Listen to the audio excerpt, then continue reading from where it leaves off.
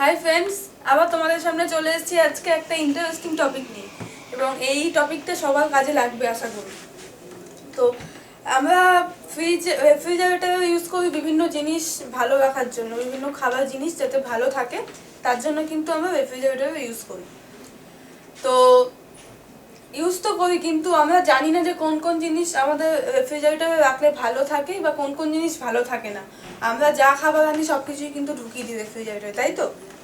কিন্তু এটা কিন্তু উচিত না। এমন কিছু কিছু খাবার আছে যেগুলো রেফ্রিজারেটরে ঢোকানোর প্রয়োজনই হয় না, এমনিই ভালো থাকে, বরঞ্চ যদি আমরা ফ্রিজে রাখি তাহলেই কিন্তু ওটা খারাপ হয়ে যায়। তো আমি আজকে সেই খাবারগুলোর নামই বলবো তোমাদেরকে। তো প্রথমত হচ্ছে কফি। কফি কিন্তু যদি আমরা রেফ্রিজারেটরে রাখি ভালো রাখার জন্য, তাহলে কিন্তু কফি জমে যায় এবং তার স্বাদটা নষ্ট হয়ে যায়। তো তোমরা অবশ্যই কফি কিন্তু রেফ্রিজারেটরে রাখবে না, এমনি কফি ভালো থাকবে।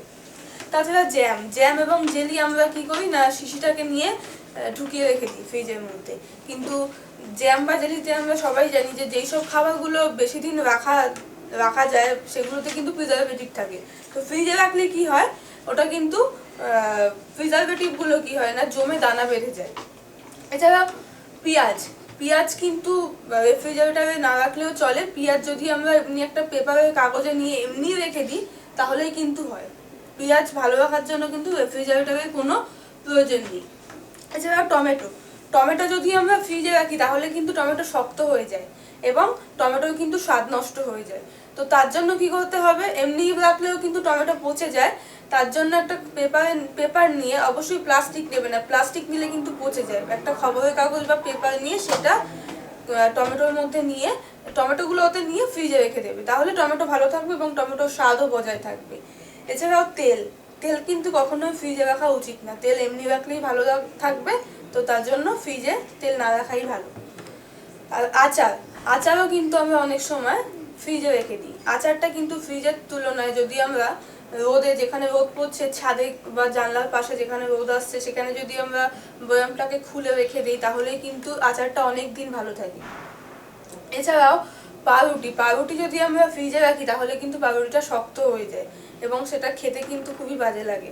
তো পাউরুটি মানে যেরকম পাউরুটিটা থাকে একদিন দুদিন সেরকমই ভালো। ফ্রিজে রাখলে কিন্তু পাউরুটির স্বাদটাও নষ্ট হয়ে যায় এবং শক্তও হয়ে যায়। আর হচ্ছে রসুন ফ্রিজে রাখলে স্বাদ এবং গন্ধ চলে যায়। রসুন ফ্রিজে রাখার কোনোই প্রয়োজন নেই, রসুন এমনি রাখলেই ভালো থাকে, পেঁয়াজেরই মতো। তো এই ছিল কিছু খাবার জিনিসের নাম যেগুলো ফ্রিজে না রাখলেও হয় এবং বরঞ্চ ফ্রিজে যদি না রাখো তাহলেই কিন্তু সেগুলো নষ্ট হয়ে যায়। তো এই খাবারগুলো তোমাদেরকে বলবো যে ফ্রিজে রেখো না, এবং এদের স্বাদ গন্ধ কিন্তু আরো ভালো থাকবে বেশি দিন।